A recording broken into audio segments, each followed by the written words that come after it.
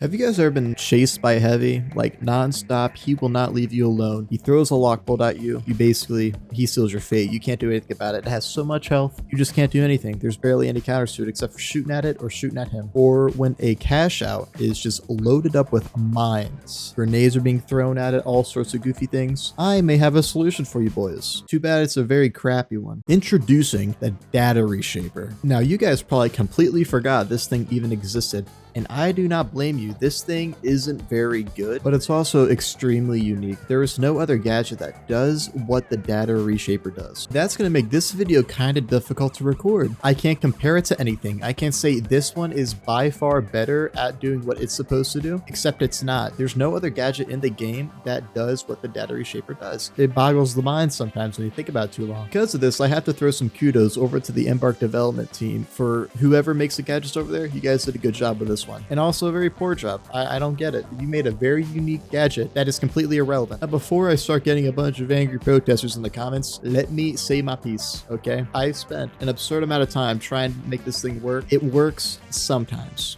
I'll give you guys that. It works sometimes. This is the most situationally dependent gadget of all time. Like always, we're going to start off with the pros. What does this thing do well? My favorite counter with this thing is countering the lock bolt. I don't like fighting against the lock bolt. I don't think anyone does. That's why it's so efficient. No one likes to fight against it. So they basically, if you're like me, I'm just like, okay, I don't even want to even try to fight this. I'm just going to let him kill me. Sounds pretty pathetic, right? Well, not if you have this thing. This thing is a tried and true counter. All you have to do is pull it out, your left click on it, bam, it disappears. You don't have to worry about it anymore. When it comes to the deployables, it's not just the lock bolt that can get canceled out, but it's also things like the APS turret and the actual carry the turret. Those things disappear. No strings, no attachments needed. You just make them disappear. When I think of the data reshaper, I think of its offensive capabilities in the sense of getting rid of all the traps that are on the cash out that you're trying to steal. I mean, this image is way too familiar to every finals player. This cash out is loaded up like a chili cheese dog, dude. There's so much stuff on it, you can't make heads or tails of what even is in it. There's mines,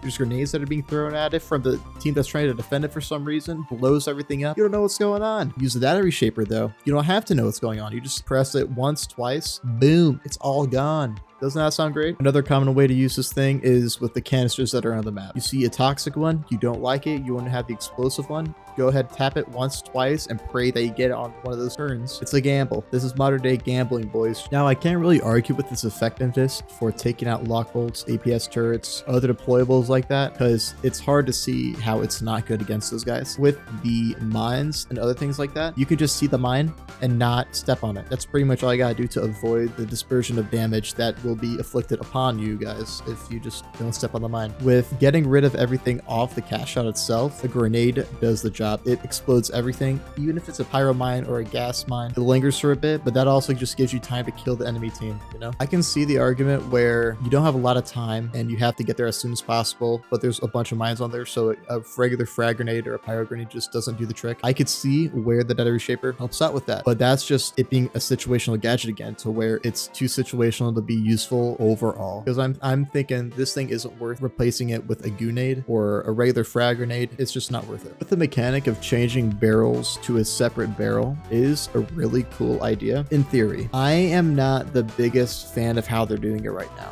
In my opinion, I think they should just make any canister you see, there's a wheel to where you can select it, kind of like what with controller, you're switching gadgets between that one wheel, the wheel of 4 segments, the pie. Basically, you're picking a piece of a pie to select your weapon, specialization, all that jazz. Make it the same thing, or at least something similar to that, to where you can pick any barrel from any other barrel that you're trying to replace it with, right? That also goes with decor. Pick anything you want from it. It would make this thing a lot better if it's like that. Now, even though it'd be pretty easy to just bash this thing over and over again, that's not what I'm going to do for the remainder of this video, at least not much. I'm going to try to help you guys on how to play with this thing properly and how to get the most out of it, basically. Now, you gotta use the charges, the 2 charges that you get with the data reshaper, sparingly. They recharge every 25 seconds, which is a long time for this thing. That's another thing they could do. Just buff it up a little bit. 15-20 seconds, you know? Make this thing valuable. You want to use it for things that you absolutely need it. So if let's say you just finish up a fight and you got lock bolted, but your teammates are already pinning down the heavy, don't use it on that lock bolt. Don't use it on a stray RPG that's coming out of nowhere, you know? You want to use it for the next team who is defending the cash out, just in case there's some mines there, you know? Now, don't use this thing all willy-nilly. Don't go nutso with it, reforming all of the chairs, the plants, all that stuff. Don't do as I do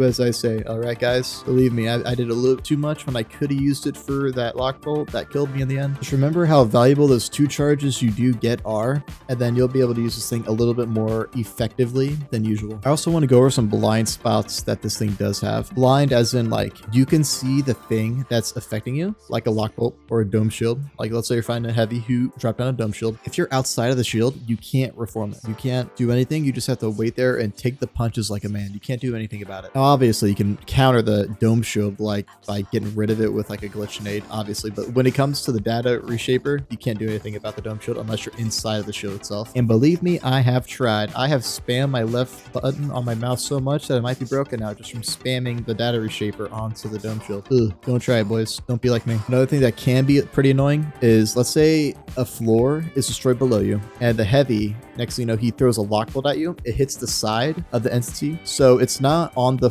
ceiling or the floor of that floor that you're fighting on and the heavy's below you. It hits like right on the side of it to where it's kind of like on a wall. For some reason, that is a blind spot for that data reshaper. For some reason, it just doesn't get it. So even though you can clearly see the lock bolt, some of it is slightly out of your field of view and the data reshaper just doesn't touch it for some reason. It's strange. I feel like the data reshaper should have some more leniency on what you can reshape, you know? APS turrets around the corner, you can't see it, but you can see the dome.